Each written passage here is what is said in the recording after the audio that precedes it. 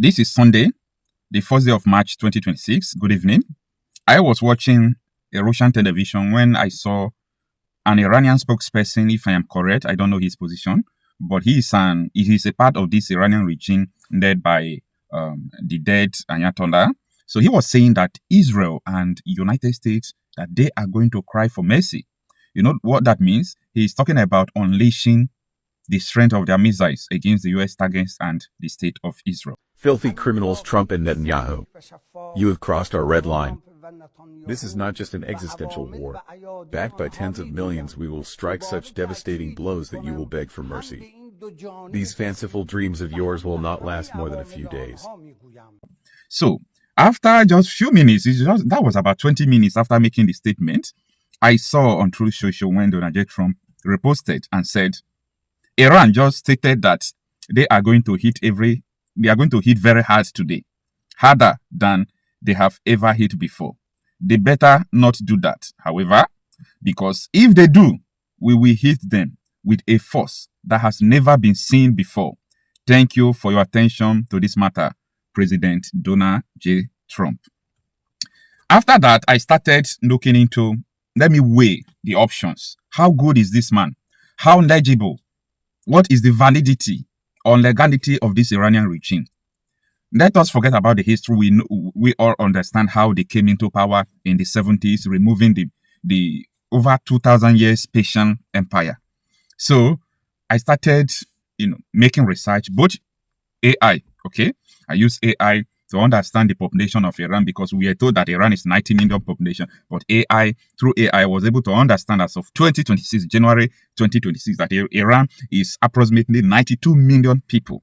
So in that 92 million people, AI made me to understand that over 45% of people are not happy and they are mourning, the death of the supreme leader. I say just 45%. Now, this is what you should know about this figure, meaning that other 60 or 55% are actually in support that this man should give way. Do you get it? Now, I started checking around the whole countries of the world, in Europe, in Canada, Australia, some part of Asia. So let me understand. I saw some Muslims in Qatar. I saw some Muslims in United Arab Emirates celebrating the death of this man. I said something is wrong.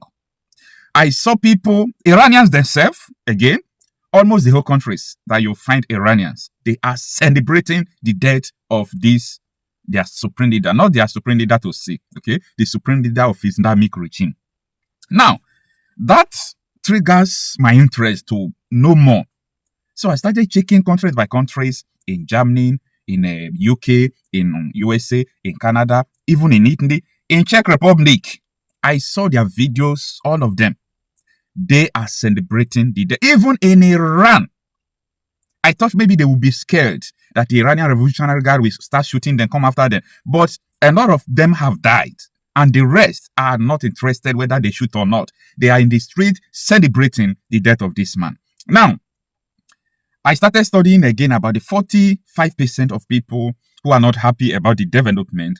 I also saw a very large crowd, thousands of people who gathered to mourn this man, okay? I saw thousands of people who gathered to mourn this man. Then after that, I started looking into the interest of the Islamic, teacher in Nigeria, popularly known as Sheikh Ahmed Gumi. Ahmed Gumi is not just Gumi, he's also a spokesperson to so many Islamic figures in Nigeria. So when he's speaking, he's not just speaking only for himself, he is speaking for so many people, especially the generality of the Muslims in Nigeria. And this is what he said, that Ayatollah is a lucky soul. He died in jihad against the killers of innocent children and women in Gaza and Isreal. His blood will fuel the change in the Ummah. He stood firmly for justice and didn't hide in bunkers.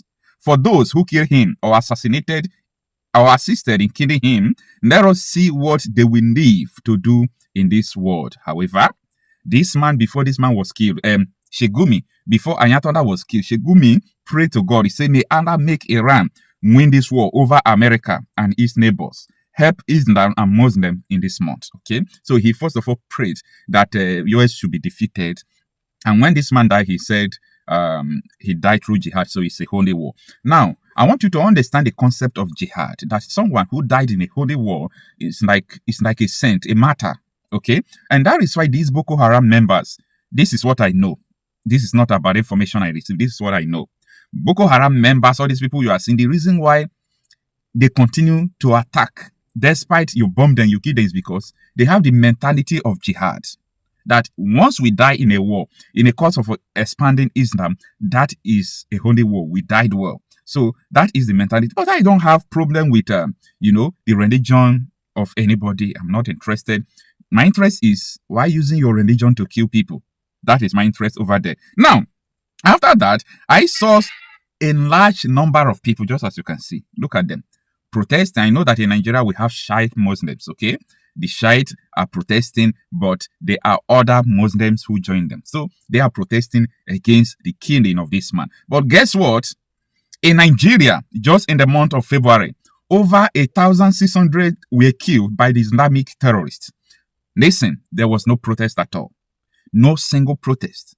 So many people were born in the church. They beheaded so many people and so on and so forth. A lot of them were kidnapped. A lot of atrocities happen. But guess what? Nothing like protest. But here are these people. They are protesting that this man is dead. Why they are protesting against it? Their fellow Muslims elsewhere are also rejoicing. Just take a look. Stay with me in this video.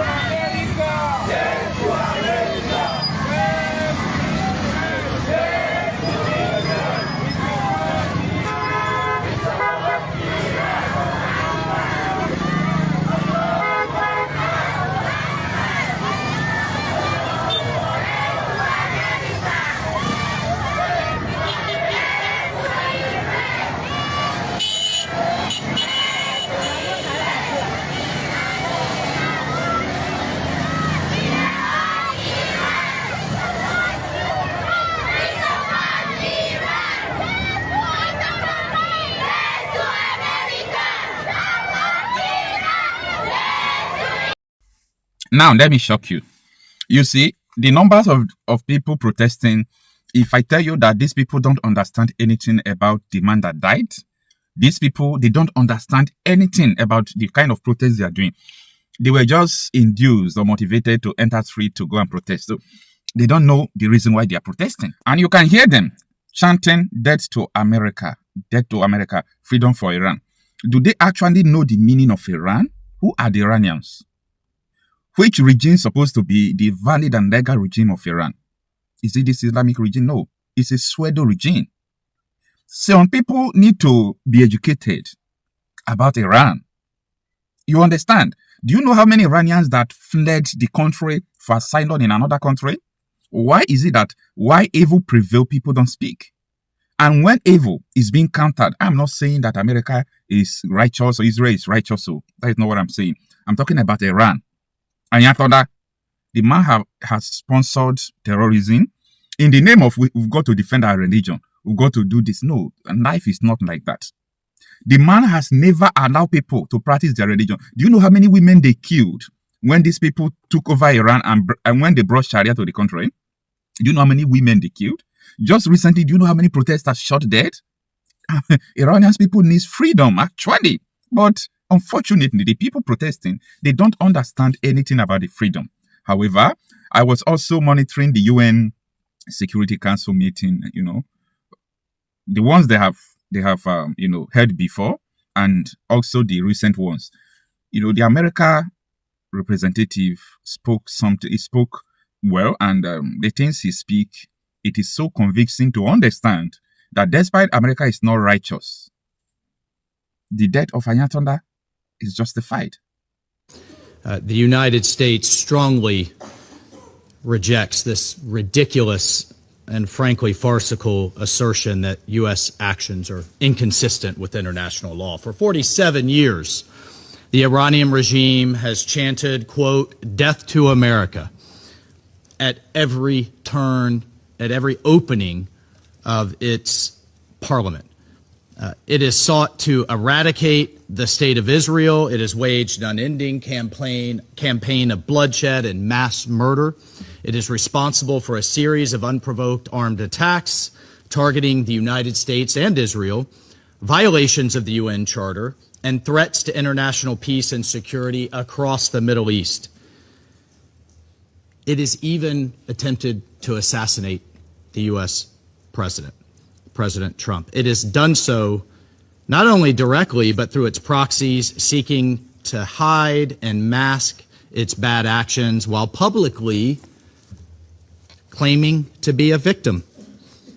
Iran's menacing activities directly endanger the United States, our troops, our bases overseas, our partners, our allies around the world. The United States has made every effort to negotiate a peaceful resolution of this conflict with Iran, but Iran has failed to take that opportunity. So in close coordination with the government of Israel, the United States has taken lawful actions to address these threats in line with Article 51 of the Charter of the United Nations. And Mr. President, I'll just say on a final note, you know who is not complaining tonight? You know who is not citing the vagaries of international law? You know who is celebrating in the streets around the world? The Iranian people. Mr. President, maybe, perhaps just maybe, they will finally be free.